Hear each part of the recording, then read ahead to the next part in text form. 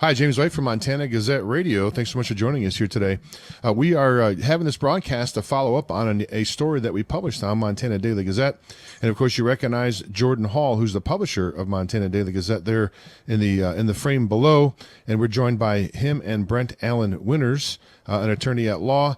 This is concerning the town pump incident with J.D. Hall that happened several months back. And we published a lot of that information in Montana Daily Gazette and on our social media pages. And we just wanted to have these two gentlemen on the broadcast today to sort of do a follow-up and sort of close that circle because as far as I know, fellas, the situation pretty much has been resolved, but we're going to let you guys go into that. I want to welcome you both to the broadcast, J.D. Hall and Brent Allan Winters. Thanks so much for joining us here today. Yeah, it's good to be with you, Jim, as always. Thanks for having me. You're quite welcome. I tell you what we're going to do, Brent, if that's okay. I know I've interviewed you. I believe I interviewed you, but it's probably several years ago. For those new listeners that are tuning in and people that maybe haven't seen the last interview, can you just give us a little bit of a background on yourself, just sort of a starting point so we can let the listeners know about your work? Oh, I'm Brent Allan Winters. Brent Allan Winters, commonlawyer.com, www.commonlawyer.com, and I'm from near Terre Haute, Indiana. I've been a livestock producer, a dirt farmer, and I was a geologist out west. And then I became a lawyer, and I homeschooled 8 children, or my wife and I did, back in the day when it was just becoming known and popular in conservative circles. And now I'm a lawyer, and I do what I can here and there, and I'm on the radio. You can catch me at commonlawyer.com and find out more about what I do and who I am, but yeah, that's me. Okay, great. We appreciate that. Thanks so much, Brent. Good to have you back on the show. Welcome back. And J.D. Hall, you don't need an introduction here on this broadcast, that's for sure. So as I stated here in the lead-in, the situation with Town Pump, of course, got, I think, blown way out of proportion. I think we had you on the show here, JD, and you sort of explained what happened. But just for the benefit of those that maybe didn't tune into that show or don't really kind of know what I'm talking about or why we have Mr. Winters here on the broadcast with us, why don't you just go ahead and just recap what happened there at the Town Pump just to kind of give everybody the same page. Briefly, let me clarify a little bit. I think you said we've talked a lot about that on the website. We haven't actually published anything that I know of on the website about this because we were hoping to come to a gentleman's agreement between Town Pump, a very large Montana business, and a consumer, a Montana consumer, because I don't go around suing people. I have people threaten to sue me all the time, but I'm not a litigious person. I'm still of the old school variety of human being who thinks that most disagreements should be handled by a face-to-face conversation and ended with a handshake, which I would expect any Montana business to have that ethos about them, that we should be able to settle matters without turning to attorneys at first resort, which is what Town Pump did regarding this incident. And by the way, when I first met Brent Allan Winters, it was because I was walking through the halls at Red Pill, and he said, "There's the Baptist preacher." And he recognized me not because of Montana Gazette, but because of a debate that I did several years ago in Phoenix with a name that shall not be named. Jim, I'm sure you get it all the time where people say, "Oh, you're with Montana Gazette," or back in the day, "Oh, you're with Northwest Liberty News," and that's typically what I got at the Red Pill Expo in South Dakota. "Oh, you're with Montana Gazette," and then I hear, "Oh, you're the Baptist preacher." It's like, well, that's not typically how most people in the room would notice me. But Brent is if I could add to his credentials as an attorney, Brent is a Christian man, has translated the Bible from frontwards to backwards, and is a born-again believer in Jesus Christ, and on top of all of that, is not ashamed of it. So you can see the instant fidelity that I might share with Brent. James, you can understand why I would like him from the get-go. Indeed, of course, indeed. And I must have been thinking of the social media. I know we posted a couple of times on the social media account. I thought we posted on the website. Actually, My bad. Teresa Thanks for the- Manzella posted that several times Yeah. on the social media account. Thank you for the correction. Yeah, Teresa posted that and it went viral. They lost, we'll get into this, but they lost a lot of money through people boycotting them, even though we never called for a boycott. Right. But I did send that to Senator Manzella because, I mean, it's no secret that I'm a friend of Senator Manzella's. And I didn't know that she was going to share that on her Facebook page. But once she did, it was over at that point and out and about. The next thing I knew, there's a very large truckers organization for independent contractors and truck. I don't know if it's just, to be fair, I don't know the trucking community very well. So I don't know if it was just independent contractors or independent contractors and company men, but whoever, it's for independent truckers. And they got a hold of this and decided to boycott Town Pump over the incident. And once it got into that group, then the story really went viral. But how often is it, Jim, that we see a viral story at Montana Gazette and aren't a part of it and don't promote it? It's pretty seldom, right? And that's because we were waiting for an amicable solution between Montanans to how, in terms of how to clear up this matter in a way that doesn't clog up our court system with nonsense. And, you know, even though they steal millions of people's of dollars every single day through their slot machines, I would still rather not take them to court for millions of dollars, although I'm pretty sure I'd win. I'll just leave justice to the Lord and vengeance to God. And so that's the way that we went about it. So that takes you all the way up to the story of how I met Brent Allan Winters, but doesn't answer the question, I guess, as to what happened at Town Pump. I'll let you be more specific with your questions. No, right on. Yeah. So so you went in there to, I think you're coming back from Helena, if I remember correctly, or somewhere around there. Back, and you had kind of a caravan. I think was it then in June we went to that that Republican. Yeah, it was thing back there? in June. We went to the Montana GOP Convention. what it I was elected the state committee man. My wife, the state committee woman, and we had with us a caravan of 3 or 4 vehicles of Richland County delegates. We were very happy and pleased that all of our delegate positions were represented either in person or by proxy in order to vote. It takes a great deal of dedication, and frankly, it's quite expensive to drive 8 hours 2 ways to spend the night during tourism season in western Montana, to be there first thing in the morning of all places, which is really, so it's really 2 nights away from home, not just one, to vote. But we were willing to make that sacrifice for the good of our state.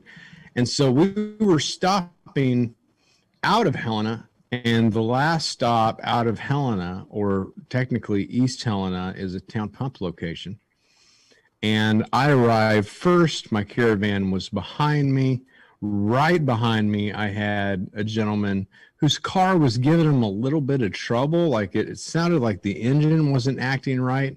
So he went in to buy some motor oil to add it to the engine. And we were going to put him in the middle of the caravan to make sure that if he broke down, somebody would see him. Because if you've driven that strip from Bozeman to Billings, you know how easy it is to get separated from a caravan of, if you've ever driven it with like maybe your wife in front of you. People drive crazy on that road, and they'll separate you really fast, or you'll get a semi truck between you, and it may be miles before you see them again. So we wanted him at the center of the caravan so that one of us would see him if he broke down. So I go into Town Pump, and I gas up. I didn't have that much gas to get, because I always stop at Townsend Town Pump, ironically enough, and fill up with gas before I go to Helena. The reason I do that is because Helena is a liberal madhouse, and I prefer not to do any business there whatsoever. So I always fill up in Townsend. And all I really needed from the gas station was a bag of chips and a pop. So I go and get my snacks. I go to the counter. There's a transgender, quote unquote. Keep in mind, I use the scare quotes because no one in the history of the world has ever transitioned their gender. And the word itself is a lie. And as a Christian, I believe in the 9th commandment. So I don't respect the use of the word itself that is lying. There's no such thing. I ran into a cross-dresser who was serving as a clerk at the East Helena location. Now, it is not uncommon for most people to see cross-dressers all the time. In eastern Montana, it's a little bit of a shock to see cross-dressers. The first one that I saw, I was kind of being a creeper myself. There was a kid in church who was known for being naughty, who had run away from home one day after school, and he was walking. School had let out, and he was walking away from his home. And so I was kind of like following him on the side of the road, not in my vehicle, or outside my vehicle, but in my vehicle.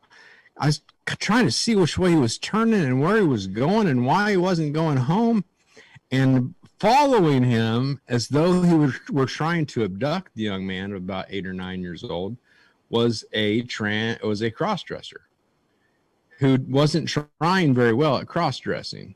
A man in a dress, 5 o'clock shadow, combat boots, and I stopped and took a picture.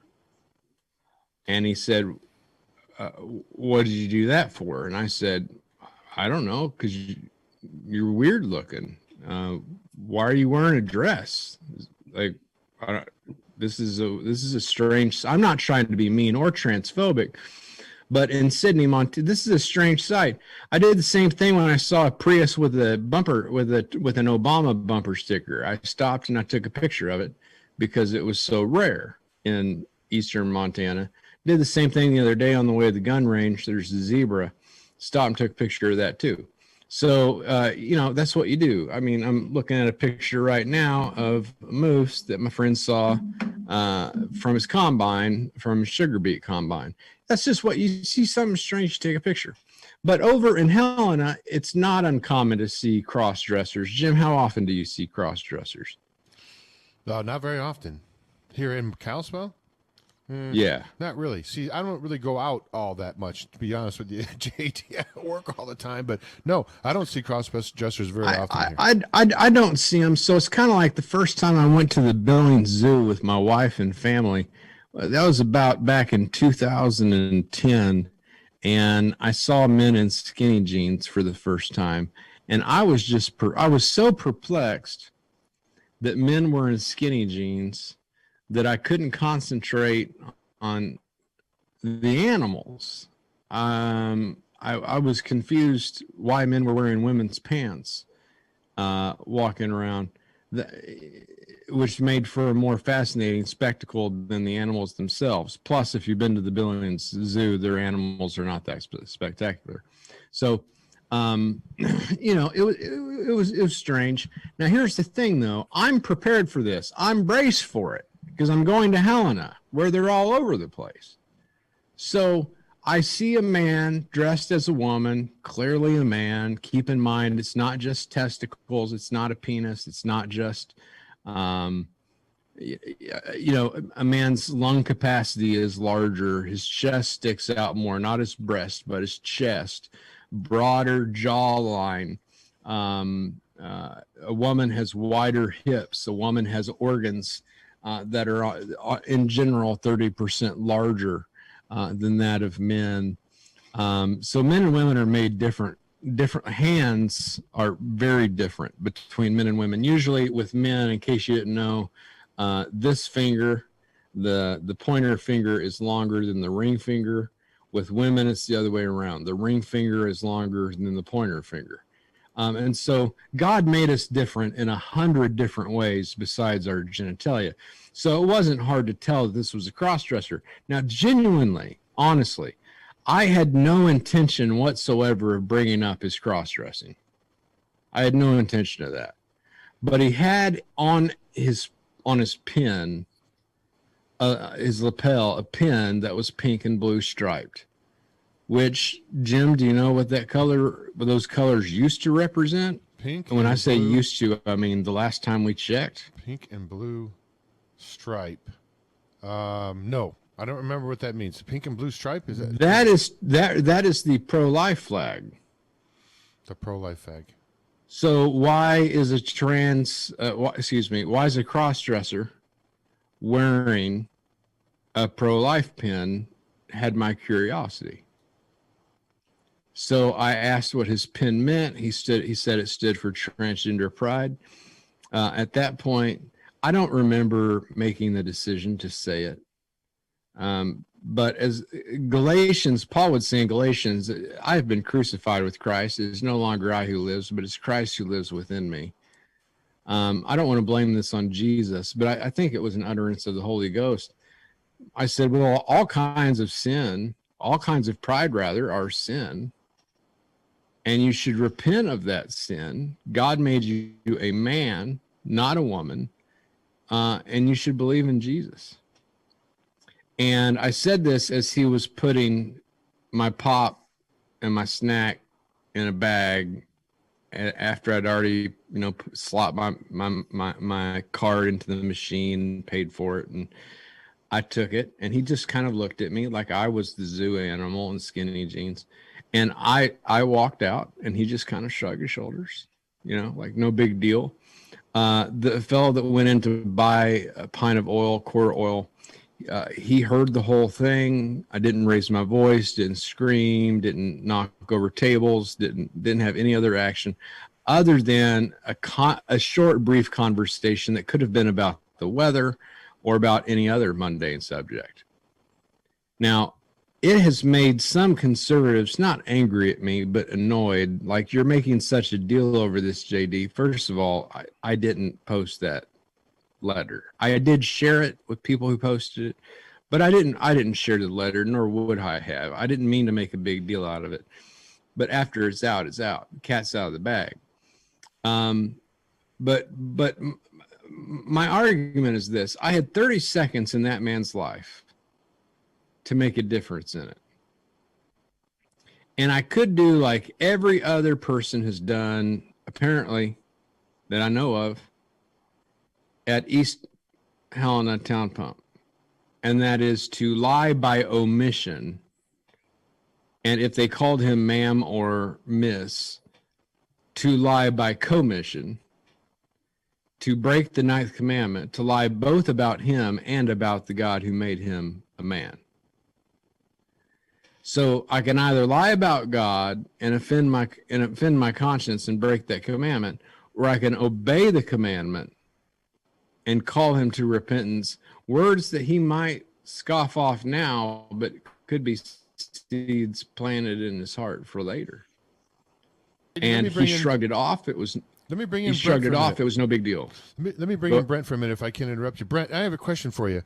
The First Amendment, and just for the folks so they know, the First Amendment, you don't lose your right to your First Amendment when you walk into a private business, correct? If you walk into a private business and you go up to the counter, you don't lose your ability to comment.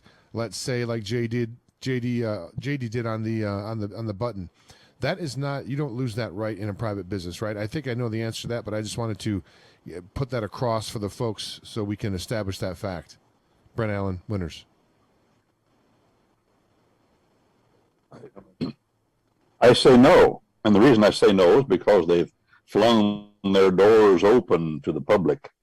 And they've invited people to come in, and they get a great benefit from that. They make lots of money because their doors are flung open, and they have a near arguable, apparently, I haven't researched it, but like a monopoly in Montana. There's a lot of places you can go in Montana where your travel, you can't get fuel lest you stop there. And this is the same problem that men and women that had a darker skin tone than some of us would have when they would travel from the northeast to what they used to call, those folk used to call the old country, below the Mason-Dixon line.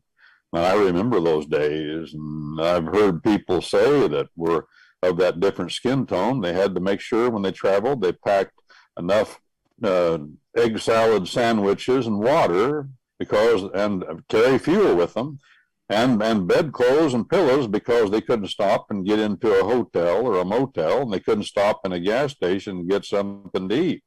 Well, finally, it all came to a head, and the Supreme Court of the United States and some other courts said, well, if you've flung your doors open to the public like Town Pump, discrimination, invidious discrimination because of religious point of view or because of simple conversation of content of speech, such as the witness to this incident just told us.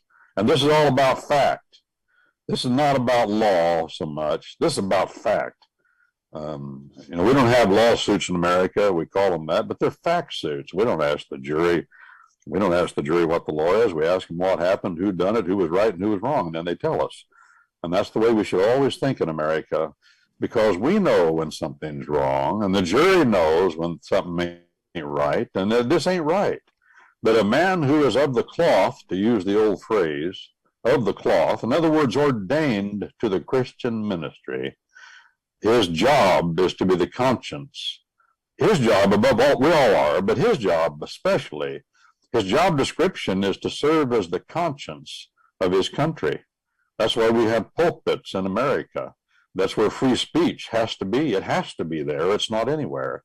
And he carries, this man, as other clergymen, and they probably, a lot of them don't understand this, but they carry their pulpit with them, so to speak, as it were.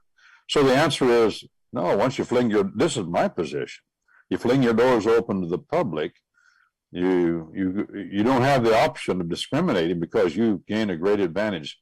Back to you, James. Well, I'll tell you what, Brent, I'd love to be able to borrow your voice between 5 and 7 p.m. Monday through Friday, brother. Let me tell you that much. It's a great radio voice. You've probably been told that before.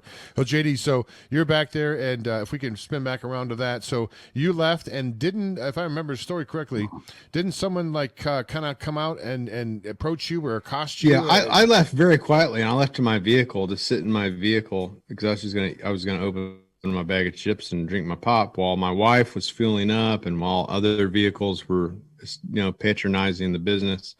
But immediately a woman behind me started screaming.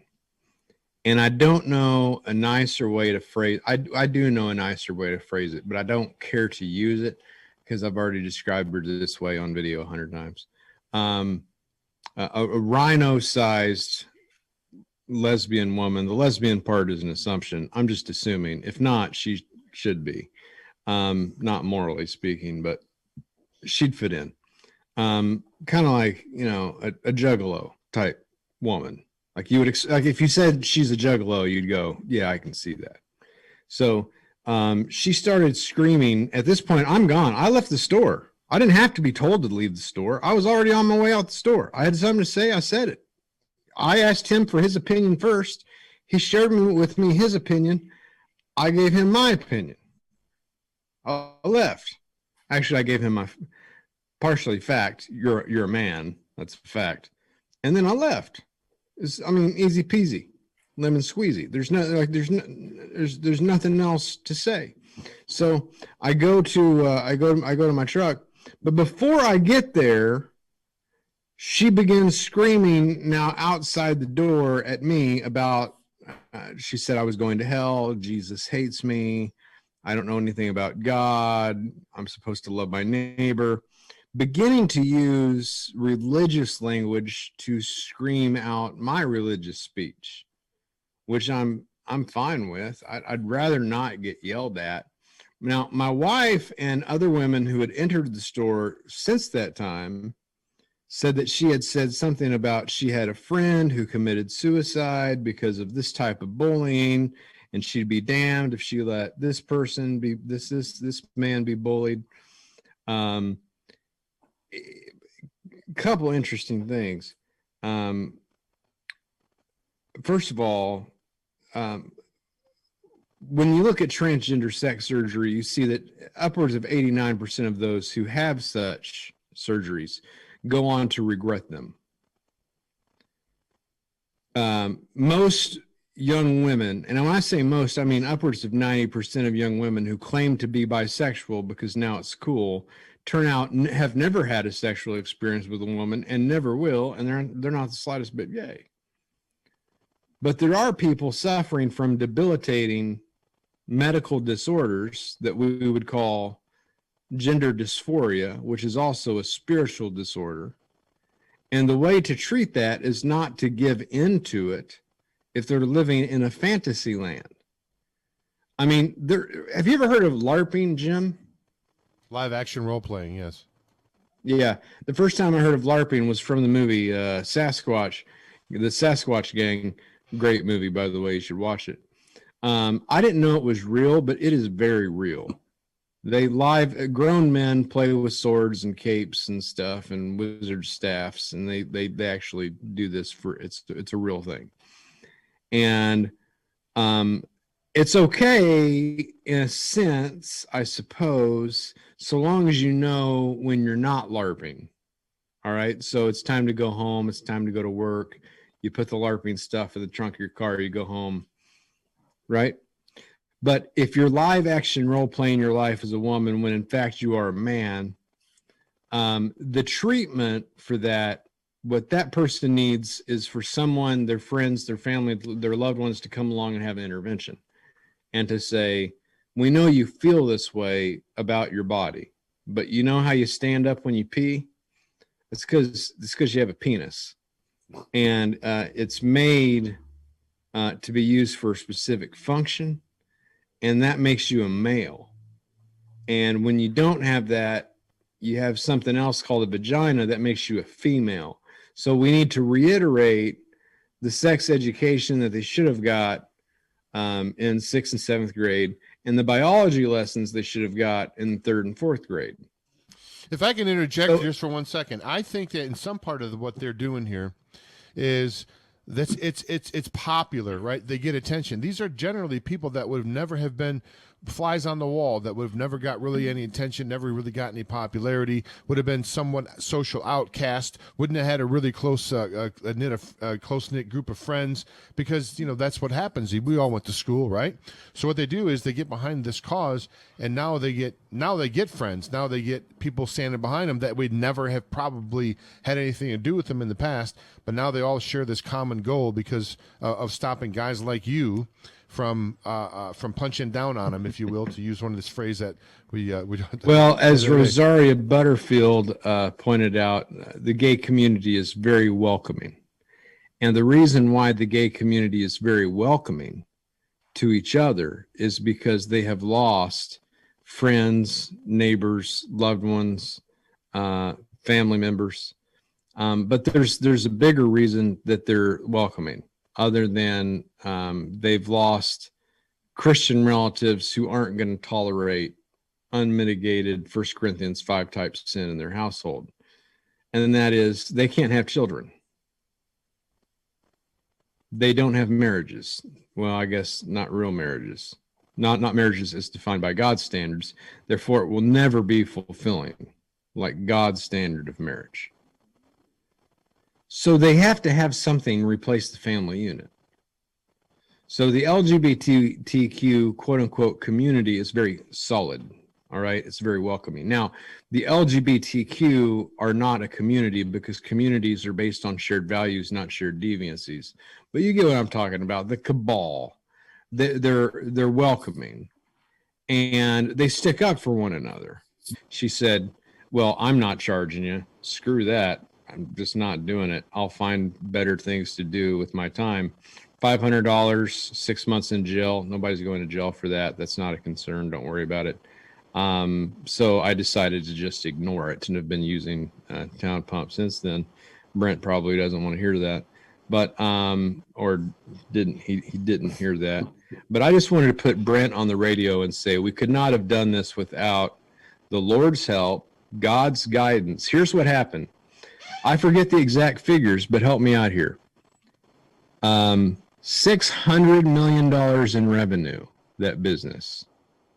The 10th largest donors to Democrats in the state. Hundreds of gas stations. hundreds of casinos. If you take the casinos in the town pumps, the Lucky Lils, and combine them, there will be more slot machines than is in the town of Las Vegas. They sicked their lawyers on us and kicked me out for my religious speech and clear violation of the 1964 Civil Rights Act. They refused twice now to send Attorney Winters any video of the incident whatsoever. They will not send a video of the incident because it proves my innocence and it proves their guilt in violating my rights. The moral of the story is, no matter how big the corporation is, the Constitution and the rights given to us in law always trump it. And Jim has to end the interview. We've got to end the interview. We want to have you on as a guest on protestia.com. Mr. Winters, we'd love to talk to you more about that. Jim, thank you for your time. Thank you for your time, Mr. Winters. And I appreciate most of all, Mr. Winters' willingness to stand up for a guy from Montana who he barely knew, just because he knew that he was on the Lord's side. Jim is